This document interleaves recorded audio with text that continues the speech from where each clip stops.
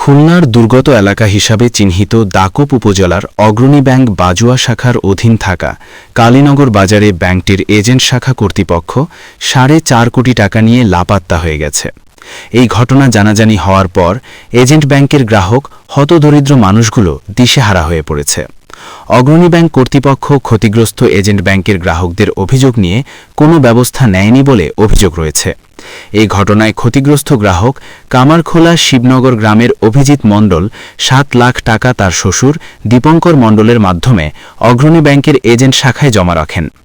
জামাইয়ের টাকা তার হাত দিয়ে খোয়া যাওয়ায় লজ্জা ও অপমানে গত 8 মার্চ দীপঙ্কর মণ্ডল কৈলাসগঞ্জে নিজ বাড়িতে আত্মহত্যা করেছেন। অগ্রণী ব্যাংক কর্তৃপক্ষ এজেন্ট ব্যাংকের গ্রাহকদের অভিযোগ নিয়ে কোনো ব্যবস্থা না নেয়ার প্রতিবাদে ক্ষতিগ্রস্ত গ্রাহকরা মানববন্ধন ও প্রতিবাদ সমাবেশ করেছে। বৃহস্পতিবার উপজেলার কালীনগর বাজারে এই কর্মসূচি পালিত হয়। ক্ষতিগ্রস্ত গ্রাহক ও এলাকাবাসীর যৌথ উদ্যোগে অনুষ্ঠিত মানববন্ধন ও সমাবেশে ক্ষতিগ্রস্ত এলাকার হতদরিদ্র তৃণমূল নারী গ্রাহকরা অশ্রুসজল চোখে তাদের কষ্টার্জিত টাকা ফেরত পাওয়ার দাবিতে আইন প্রয়োগকারী সংস্থা এবং সংশ্লিষ্ট সকলের সহযোগিতা কামনা করেছেন। টাকাটা আছে, এটা আপনি যদি ব্যাংকে মাসিক সুদে রাখেন তাহলে ওটা দিয়ে যে ইন্টারেস্ট পাবেন আপনার জিপিএসটা চালানো যাবে। তো আমি সেইভাবেই রাখছিলাম 14 লাখ টাকা। আমার নিজের কষ্টের টাকা। আমার ছেলেটা বিদেশ ছিল 3 বছরের সব বাড়ি শেষ। আমাদের এই টাকাটা যদি একটু উদ্ধার করে দিতে পারে আজীবন চিরদিনের কৃতজ্ঞ থাকবো, যাতে মা সন্তানের সম্পর্কটা বজায় থাকে। প্রতিবন্ধী, আমি রাস্তার কাজ করে আমি আগামাতায় মানুষের বাড়ি জিজ্ঞাসা করে টাকা বসাই আমি ব্যাংকে রাখিছি। আমার ছেলেটার লিভারে সার্ভিস হয়েছে, তাই আমি ইন্ডিয়ায় নিয়ে গেছি। একবার ডাক্তার বলেছে যে আমার নিয়ে আসা লাগবে, তাই আমি সারা জায়গায় সাহায্য জানিয়ে এই অগ্রণী ব্যাংকে ভিসা খুলে আমি ওই ভিসায় লাগবে অ্যাকাউন্টে আমি এই অগ্রণী ব্যাংকে টাকা রাখিছি। এখন ওই উৎপল আমারে বলেছে যে যখন টাকা লাগবে তখন আমি উঠাই দেবো, তাই সেই টাকা আমারে দিয়ে চলে গেছে। আমার অ্যাকাউন্টে কোনো টাকা নেই। আমার 2,80,000 টাকা।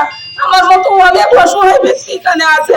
আমার স্বামীটা ঘরে শোয়ানো, আমি কেবল ওষুধ খাওয়াই স্নান করে ভাত খাওয়াই রেখে আইছি।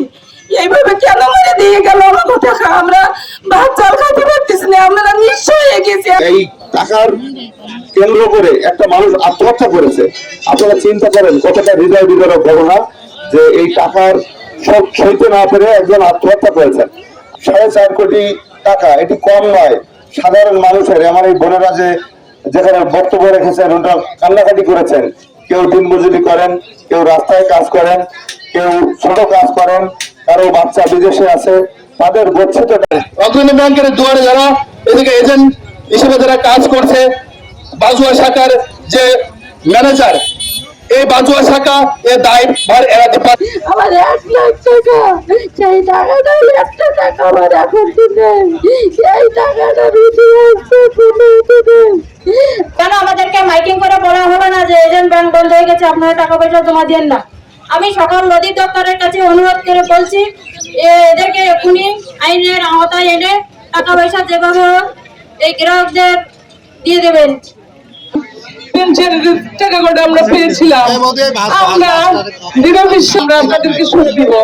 এইভাবে সেই লোক দেখিয়ে আপনারা সবাই জানেন আমার স্বামীর অবস্থা কি, অনেক দুর্দম, অনেক অসুস্থ, এত অসুস্থ আপনারা ভাষায় আমি বর্ণনা করতে পারবো না।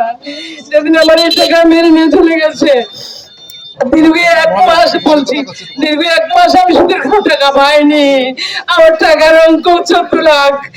স্থানীয় ইউপি সদস্য নূর হোসেনের সভাপতিত্বে অনুষ্ঠিত সমাবেশে বক্তারা ঘটনার সাথে জড়িত অগ্রণী ব্যাংক বাজুয়ার শাখা ব্যবস্থাপক সুকান্ত মণ্ডল, কালীনগর বাজার এজেন্ট শাখার ম্যানেজার শেখর হালদার এবং ক্যাশিয়ার উৎপলেন্দু বিশ্বাসকে অভিযুক্ত করে তাদের বিরুদ্ধে আইনানুগ ব্যবস্থা এবং টাকা ফেরত পাওয়ার জন্য সংশ্লিষ্ট সকলের সহযোগিতা কামনা করেছেন। ডেস্ক রিপোর্ট, বাংলার গেজেট।